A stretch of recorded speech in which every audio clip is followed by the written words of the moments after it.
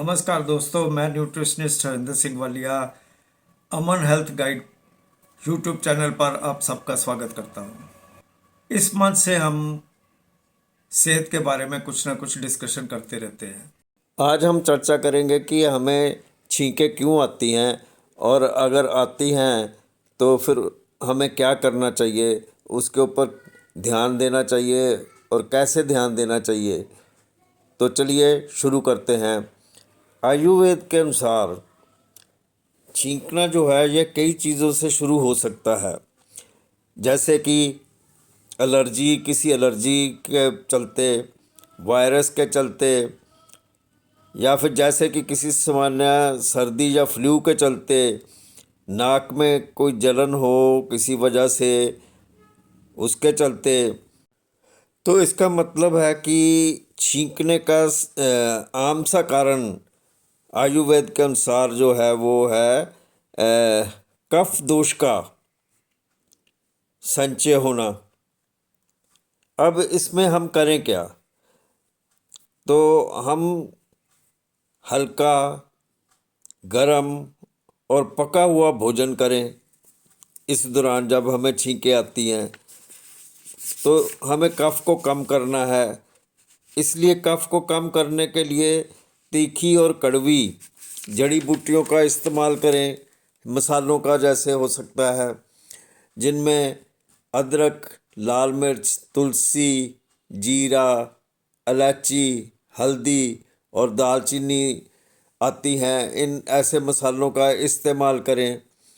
आंवला और संतरे जैसे फलों का भी इस्तेमाल करें, क्योंकि ये जो है ये हमारी रेस्पिरेटरी सिस्टम की प्रतिरक्षा को बढ़ाते हैं। तो हमारे और इसके अलावा ये जो है हमारे शरीर के विभिन्न प्रकार के कीटाणुओं से भी लड़ने में मदद करते हैं, यानी कि हमारी शरीर की इम्यूनिटी को भी बढ़ाते हैं। इसके अलावा अदरक की चाय पीना या दाल और सब्जी जैसे अपने खाद्य पदार्थों में अदरक को शामिल करें, क्योंकि ऐसा करने से हमारे जो रेस्पिरेटरी सिस्टम है उसको मजबूती मिलती है। हल्का फुल्का हल्का फुल्का व्यायाम भी करें। इससे भी काफ़ी हमारे जितने भी ऑर्गन हैं सबको मजबूती मिलती है।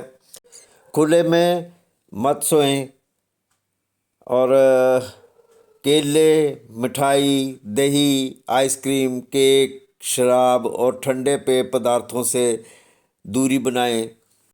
ये कुछ ऐसी चीज़ें हैं जिसको अपनाने से आपको छींकों से राहत मिल सकती है, ऐसा स्टडीज़ का कहना है।